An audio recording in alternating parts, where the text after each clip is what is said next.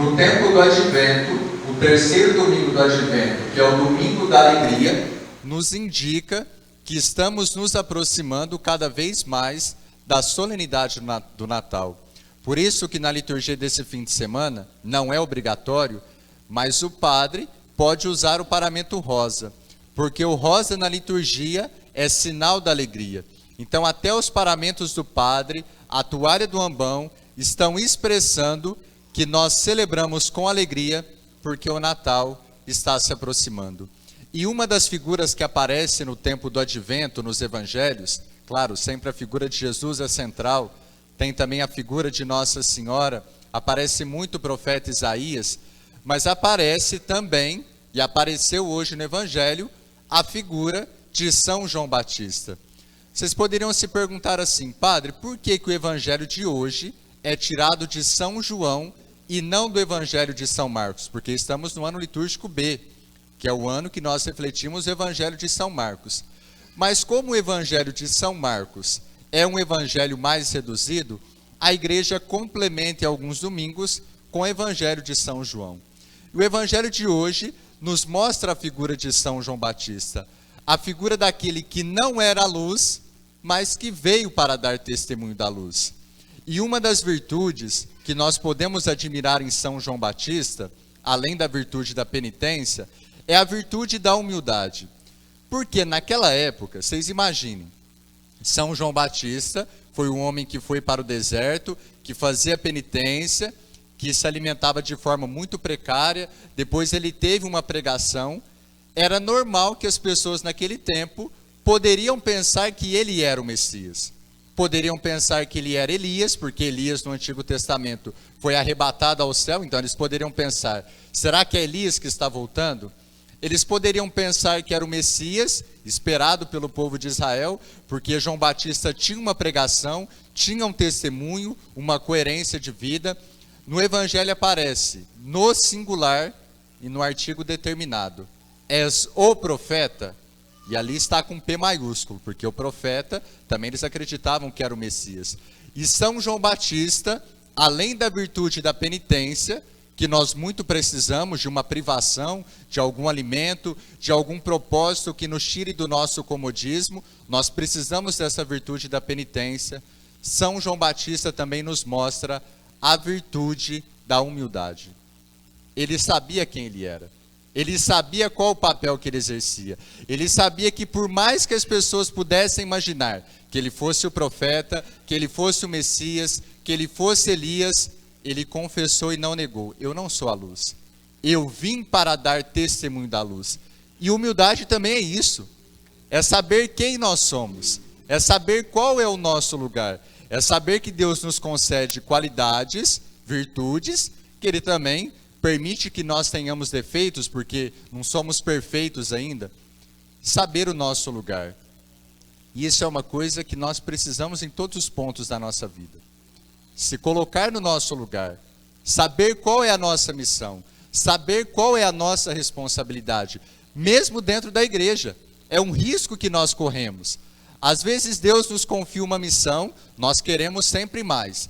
Às vezes Deus nos confia uma responsabilidade, porque sabe que nós temos condições de exercer aquilo, e às vezes nós queremos sempre mais. A insatisfação, as carências, aquilo que nós pensamos que é o melhor, aquilo que nós pensamos para estarmos acima, e nós sempre vamos buscando mais e mais para satisfazer as nossas carências. Eu não me esqueço de uma vez um padre, que ele disse assim para mim, eu acho que eu era novo de padre, estava nos primeiros meses, ele falou assim para mim, padre, dentro da igreja, exerça aquilo que Deus e o bispo lhe confiar. Não procure o caminho do poder. E ele me disse uma frase que eu trago comigo até hoje. Ele falou assim, o caminho do poder, ele é autodestruidor. Primeiro você se mata para chegar ao poder, e depois você continua se matando para se manter no poder. E se o poder te for tirado, você até adoece. Isso é uma verdade, já percebeu isso?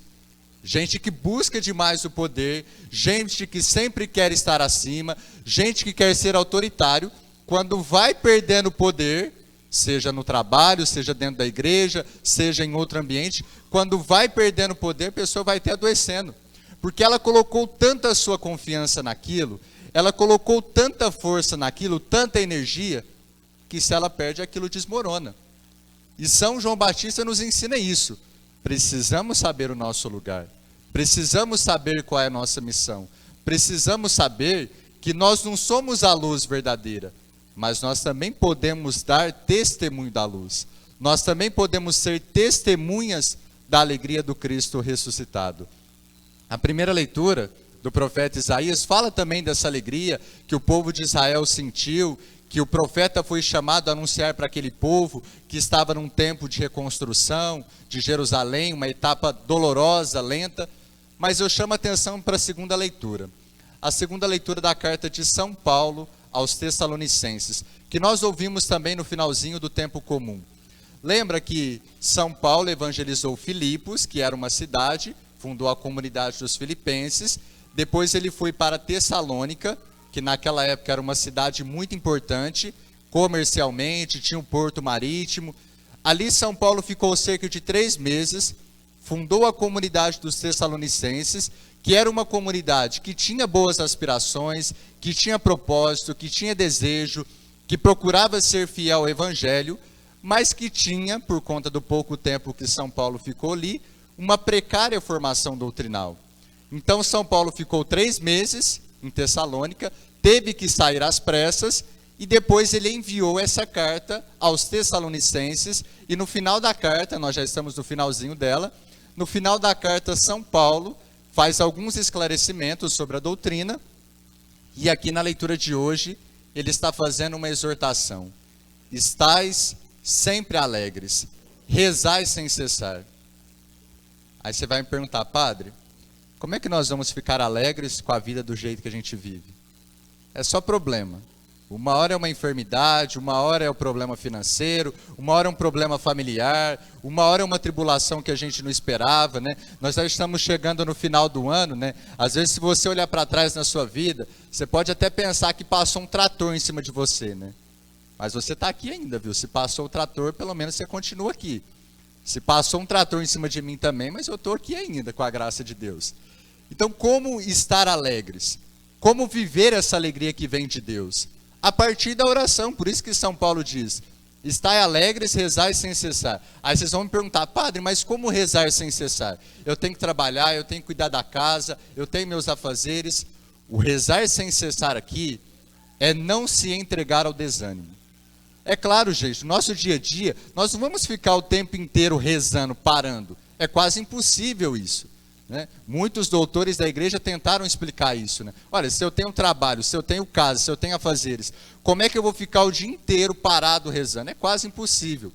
Mas rezar sem cessar é não se entregar ao desânimo, é não desistir, é continuar a nossa oração, e é a partir da nossa oração que nós vamos encontrando essa alegria em Deus.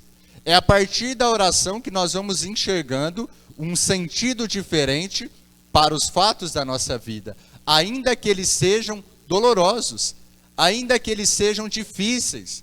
Se nós esperarmos, gente, outro dia eu falei isso numa homilia, se nós esperarmos que o cenário da nossa vida esteja perfeito para alcançar alegria, nós não vamos experimentar nunca.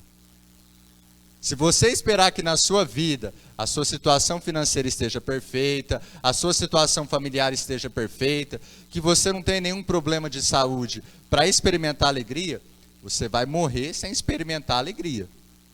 Agora, se você sabe que tem sofrimentos, se você sabe que tem dificuldades, mas você reza, você se entrega a Deus, você pede a graça de Deus, aí você pode experimentar essa alegria. Essa alegria que vem do Cristo ressuscitado, essa alegria que vem do Cristo que caminha ao nosso lado. E olha, nós estamos no 3º domingo do Advento. O que é o mistério do Natal? É o mistério de Deus que vem até nós, de Deus que assume a nossa humanidade, de Deus que assume a nossa carne em Jesus Cristo. Não pode haver tristeza nesse tempo, não pode haver decepção nesse tempo, não pode haver frustração, porque a vida verdadeira veio até nós em Jesus Cristo. E nós estamos cada vez mais próximos do Natal. Próximo sábado, dia 23, acho que o Padre Márcio vai rezar aqui. Então já vou alertá-los para algumas coisas, né? Nós vamos nos aproximando do Natal, nós precisamos resgatar o sentido do Natal, mas precisamos viver bem o dia do Natal. É importante se reunir em família, quem vai se reunir, se vai se reunir só com a família que está ali dentro de casa, se vai encontrar primo, parente, irmão, tio, tia, não sei. É importante celebrar o Natal, mas nós não podemos estragar aquilo que é o Natal. Gente, se na mesa lá tiver 15 tipos de comida, não precisa comer tudo não. Não vai praticar a gula. Come uma ou outra coisa que você gosta mais. Tem 5 tipos de sobremesa, não precisa comer tudo. Come uma ou outra que você gosta mais, né?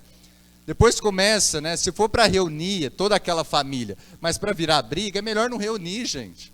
Eu acho que eu sou muito concreto nisso. Porque senão nós vamos estragando aquilo que é o sentido do Natal. Eu me lembro que na minha família, alguns anos atrás, reunia todo mundo. A briga já começava na hora de dividir as comidas. É desse jeito, porque não, a minha comida é mais cara, a sua é mais barata, porque a minha sobremesa é mais cara, porque a sua é mais barata. Já era o primeiro problema. O segundo era esse negócio que pode ser interessante, pode ser uma expressão, né, de amizade, mas que para mim, eu já perdi o encanto desse negócio de amigo invisível. Já está difícil achar amigo visível, quem dirá invisível, né? Aí começa esse negócio, né? Porque aí você fala o presente, se tem um cara que era premiado, era eu. Eu falava o presente, falava, dá uma indicação assim, esse presente. Parece que era de pirraça que eles faziam, o contrário comigo. Eu falo, não, eu gosto de uma roupa mais escura, eles iam lá e me davam uma roupa mais clara. Não, era premiado. Aí começa a virar briga também. Aí depois, cuidado com bebida, né? Cuidado com o que vai falar, cuidado com o que vai, para não arrumar briga com parente, com familiar. Precisamos celebrar bem a noite do Natal. Nós somos católicos. Reúne a família, faz uma oração, agradece a Deus por esse momento, vai comer, vai celebrar, vai tomar alguma coisa, mas tudo com moderação, gente. Nós celebramos a vinda de Jesus Cristo até nós. Nós celebramos a vinda de Jesus que vem nos salvar do pecado. Justo no dia que nós celebramos isso, às vezes nós somos levados ao pecado, porque inventamos as coisas, porque criamos um cenário que não precisa, porque criamos brigas que não precisam. Celebremos bem o Natal, com moderação, com alegria, em família, aqueles que puderem, mas com sobriedade. Mandei mensagem para minha mãe esses dias. Nós vamos reunir todo mundo. Eu falei, mãe, eu já não vou porque eu vou celebrar no dia seguinte. Acho que eu vou ficar em casa mesmo. Já falei, Padre Márcio, qualquer coisa a gente fica aqui, encomenda um frango assado, um salpicão, né, um chocolatinho, a gente fica aqui, está tudo certo. O importante é não perder o espírito do Natal. Reúna a família, faça uma oração, celebrem esse momento, mas celebrem, antes de tudo, a alegria de saber que Cristo assumiu a nossa humanidade para nos dar o perdão dos pecados e nos conduzir à salvação. Queridos irmãos e irmãs, celebrando esse terceiro domingo do Advento, vamos pedir nessa Eucaristia. Jesus já se manifestou na palavra. Jesus vem até nós na Eucaristia. Vamos pedir que Ele prepare o nosso coração, que Ele já alegre o nosso coração para celebrarmos dignamente o seu Natal.